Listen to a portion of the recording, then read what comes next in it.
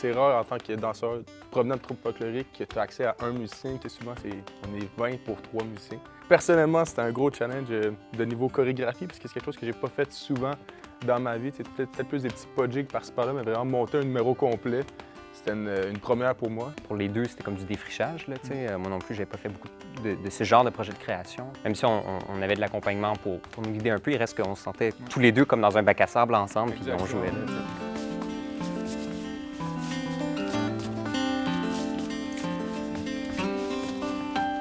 Pour explorer un peu, dans le fond, c'est quoi les différents sons que la guitare peut amener en tant que son en plus mélodique. On a utilisé plein de techniques différentes. Dans le fond, on est allé avec une technique plus fingerstyle, avec la turlute, avec du strumming. Donc,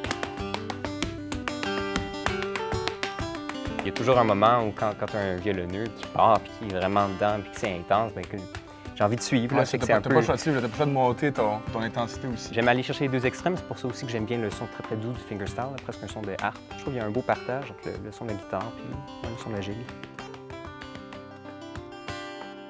Je voulais vraiment que ce soit un plan séquence, qu'on soit capable d'avoir une ligne directrice, qu'on ait avoir une continuité dans tout notre numéro. Il y avait aussi l'idée musicalement d'explorer un peu les rythmes à 3 temps, parce qu'on commence avec une valse, ensuite on a une valse club, puis ensuite on a un genre de brandy que j'ai composé, des segments à 3 temps. Donc il y avait quand même quelque chose de très continu puis logique là-dedans, fait que j'aurais trouvé ça dommage en fait de le scinder. Pour moi, c'était comme un tout à ce niveau-là.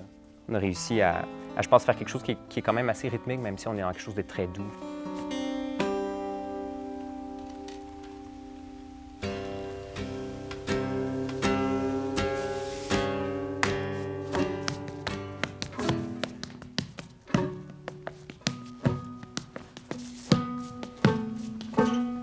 On avait dans l'idée un peu de changer la formule au début, de faire que Mélina va composer de la gigue, puis je vais mettre de la musique par-dessus, vraiment échec. Échec, c'est vraiment pas facile de faire ça. Ça nous aurait pris une centaine d'heures, je pense. Mais à la différence du premier processus, comme on se connaissait mieux, qu'on avait une idée de ce qu'on voulait faire, un peu plus où on s'en allait, on a échangé plus de matériel d'inspiration. Je savais un peu ce que tu avais besoin pour t'enligner puis pour travailler aussi, parce que dans le premier, c'était quasiment expérimental. Là, je pense qu'on savait où est-ce qu'on pouvait aller. Ouais. Et ensemble. Je fais un hybride souvent entre l'improvisation et une structure. Fait que je vais créer un pas sur lequel je vais jammer dans le fond, que je vais déconstruire, reconstruire à l'intérieur de la même séquence, pour que ça soit cohérent. Puis certaines séquences, en fait, quand j'ai fixe, ce qui m'arrive aussi, je les apprends par cœur, dans le fond, en les filmant. Mais je les écris pas. Des fois, je les écris, puis après, je les comprends plus. Fait que je suis plus de l'école de la vidéo. Tu sais, j'ai envoyé l'archive à Sam parce que je trouvais que la mélodie est inspirante. Moi, je m'attendais pas à ce qu'on utilise l'archive nécessairement, mais là, quand il l'a reçu, dans le fond, il la connaissait déjà, c'est drôle. Les deux, on avait été prendre des archives à l'Université Laval, on était les deux tombés sur le même fond, finalement. C'était un beau hasard, là. On a un peu remanié, on a coupé des bouts du monsieur qu'on a essayé d'y rendre honneur, en prenant les bouts marquants de son interprétation.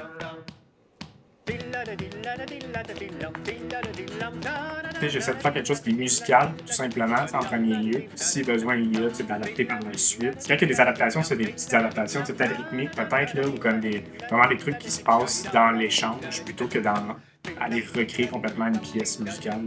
De le faire ensemble à chaque fois, c'est comme quasiment rassurant. Comme je disais l'autre fois, là, parce qu'on est chacun de notre côté, puis on est un peu nerveux parce qu'on ne sait pas trop quelle forme ça va prendre, puis qu'est-ce qui va se passer avec ça. Et finalement, quand on arrive ensemble, qu'on interagit, on fait comme OK, l'interprétation, c'est. Ouais, c'est ça, la couleur.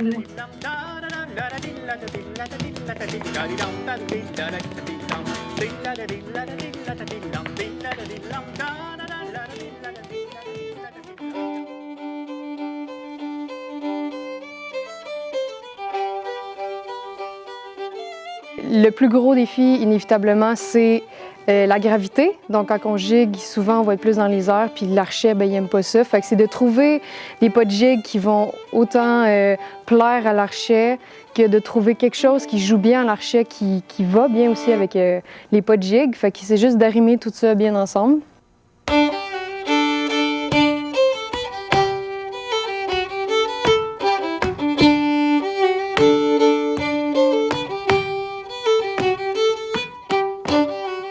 La première pièce que j'ai jouée, c'est la turlute acadienne. Moi, j'ai entendu ça d'André Marchand qui turlutait ça. Puis la deuxième, c'est le bedeau de l'enfer. Puis c'est une des pièces que j'ai appris, dans les premières pièces que j'ai appris en travaillant au Village québécois d'antan. Deux pièces que je trouve quand même très intéressantes et autant auditivement qu'à jouer, qui ont des particularités, qui sont difficiles. Puis de fait, prendre des airs croches, c'est aussi une difficulté supplémentaire. Je pense que ces deux pièces-là, ils se jouent bien une après l'autre. Dans l'intention aussi que je voulais créer, de commencer avec quelque chose de plus doux, plus calme, puis ensuite de ça, d'aller dans quelque chose d'un peu plus intense.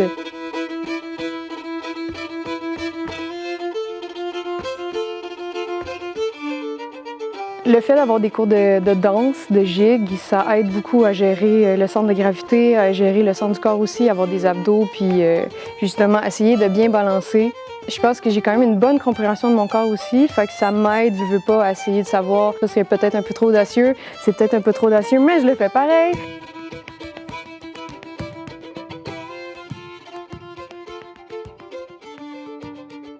La la la la la la. Notre point de départ, ça a été nos points communs à nous, puis nos forces à chacun.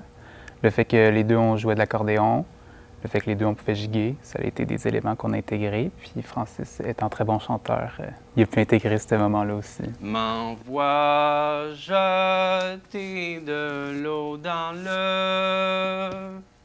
Au début, j'ai envoyé plusieurs mélodies à David, j'ai enregistré plusieurs choses. J'ai beaucoup d'archives, des livres, puis celle-là, c'est dans un livre. C'est une histoire que je trouve super intéressante. C'est vraiment que la bride. Je trouve que l'histoire n'est pas complète dans la version que j'ai, que j'ai chantée. Là.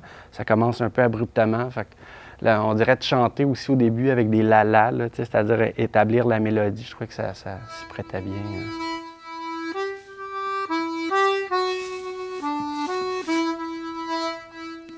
Je suis vraiment parti de la musique pour ma création de mouvement.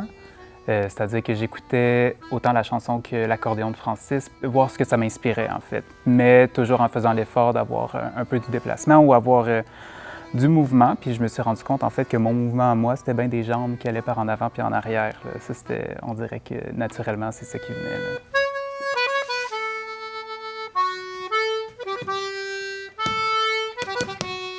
J'étais pas très à l'aise là, avec les bretelles et tout. J'ai dit, peut-être que là, c'est peut-être une occasion. Je ferais pas autant de tours ni de prouesses, là, mais peut-être. Puis on a dit, on va essayer. Au départ, on était peut-être plus chacun de notre côté. Puis là, éventuellement, on s'est retrouvés pour le faire ensemble. Puis on dirait que ça faisait du sens d'avoir un moment où on était vraiment plus connectés. Puis ça s'est comme un peu dessiné naturellement.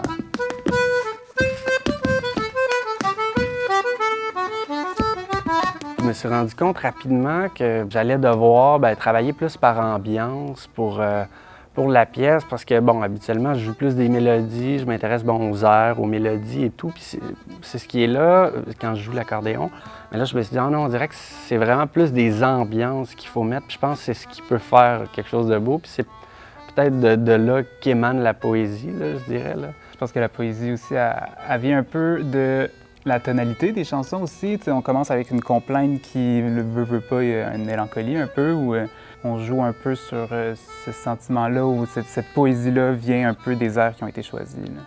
Je me souviens encore, là, les premières vidéos que David m'a montrées, bon, j'y envoie dans un premier temps des pièces, bon, on s'entend là, ça, sur les pièces, OK, celle-là, peut-être celle-là. Je me souviens encore là, quand il m'envoie les premières vidéos, là, puis là, je suis « Ah, wow, ça va être ça, là, la danse qui va être accompagnée. » J'étais vraiment renversé. Non, mais c'est vrai, là, t'es comme « Oh, OK, il y avait un air tantôt, tu sais, des airs que j'entendais, mais là, quand j'ai vu ça, OK, wow, ça va être ça, là. » J'étais vraiment emballé. Hein.